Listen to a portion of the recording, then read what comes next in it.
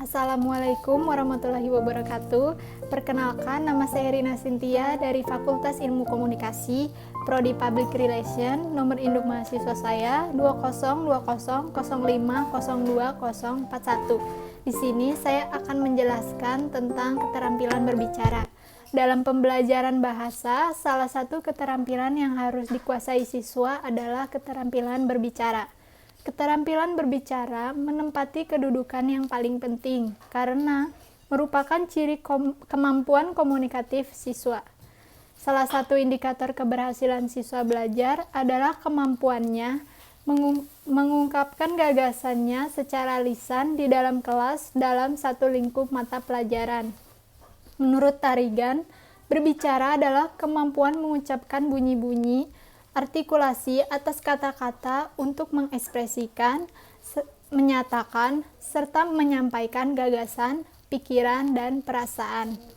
Tujuan utama dalam berbicara adalah untuk berkomunikasi, agar dapat menyampaikan pikiran secara efektif dan seorang pembicara dapat memahami makna yang ingin dikomunikasikan. Tujuan berbicara merupakan pedoman bagi pembicara untuk membangun, mengemas, dan menyampaikan idenya untuk sebuah pembicaraan tertentu. Tujuan berbicara informatif merupakan tujuan yang dipilih pembicara ketika ia bermaksud menyampaikan gagasan untuk membangun pengetahuan pendengar.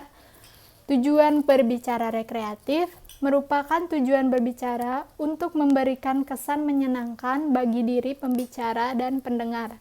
Jenis tujuan ini adalah untuk menghibur pendengar sehingga pendengar menjadi merasa terhibur oleh adanya pembicara. Tujuan berbicara persuasif merupakan tujuan berbicara yang menekankan daya bujuk sebagai kekuatannya. Tujuan berbicara jenis ini banyak digunakan oleh seseorang dalam kegiatan kampanye, propaganda, penjualan, dan lain-lain. Tujuan berbicara argumentatif merupakan tujuan berbicara untuk meyakinkan pendengar atas gagasan yang disampaikan oleh sang pembicara. Berbicara jenis ini banyak digunakan dalam kegiatan diskusi ilmiah, keilmuan, dan debat politik. Manfaat keterampilan berbicara adalah meningkatkan profesionalisme, meningkatkan kemampuan dan kualitas diri, memperluas jaringan, dan meningkatkan rasa kepercayaan diri.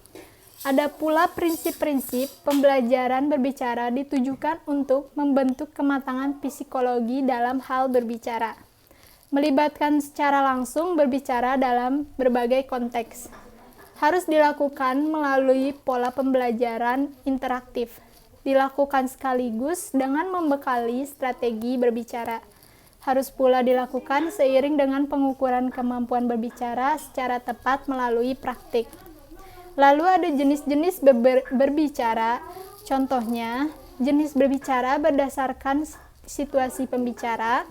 Berbicara dibedakan menjadi berbicara formal dan berbicara informal. Berbicara informal meliputi bertukar pengalaman, percakapan, penyampaian, pengumuman, bertelepon, dan memberi petunjuk.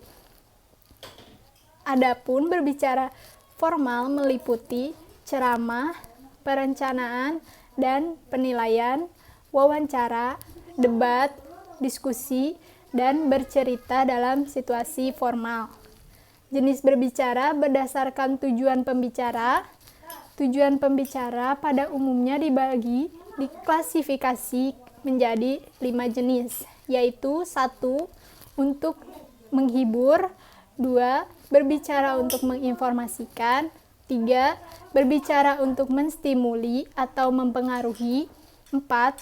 Berbicara untuk meyakinkan, dan 5. Berbicara untuk menggerakkan.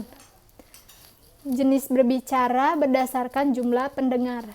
Jenis berbicara dapat dibedakan atas berbicara antar pribadi, berbicara dalam kelompok kecil, dan berbicara dalam kelompok besar. Jenis berbicara berdasarkan peristiwa khusus yang melatari pembicara.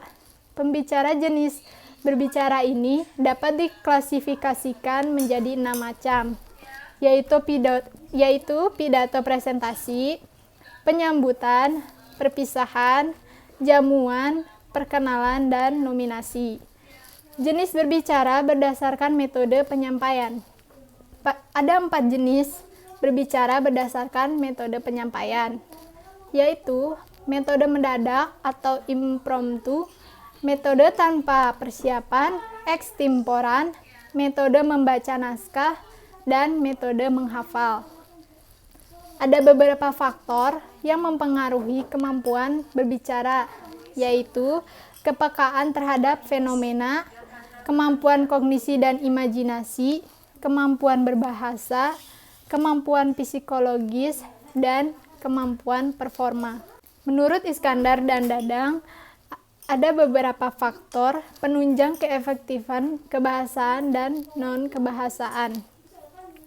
Faktor-faktor kebahasaan sebagai penunjang keefektifan berbicara yaitu ketetapan ucapan, penempatan tekanan, nada, durasi yang sesuai, pilihan kata atau diksi, dan ketepatan sasaran pembicara. Faktor-faktor non-kebahasaan sebagai penunjang keefektifan berbicara yaitu sikap yang wajar, tenang, dan tidak kaku. Pandangan harus diarahkan kepada lawan bicara, kesediaan menghargai pendapat orang lain, gerak-gerik dan mimik yang tepat. Kenyaringan suara juga sangat menentukan kelancaran, relevansi, atau penalaran dan penguasaan topik. Pembelajaran berbicara yang baik adalah pembelajaran berbicara yang berdasarkan pada proses berbicara itu sendiri. Pembelajaran berbicara harus dilakukan berdasarkan tahapan berbicara yang secara natural dilakukan dalam kehidupan sehari-hari. Proses yang dimaksud meliputi tahapan penangkapan ide, pengembangan ide, pengemasan ide, dan hingga tahap akhir penyampaian ide.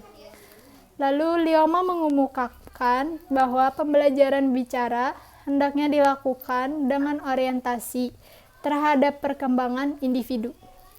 Dalam praktiknya, pembelajaran dikemas dalam 3 tahapan, yaitu seperti tahapan perencanaan, tahapan pemilihan, dan tahapan pemroduksian. Terima kasih. Itu saja penjelasan dari saya tentang keterampilan berbicara. Wassalamualaikum warahmatullahi wabarakatuh.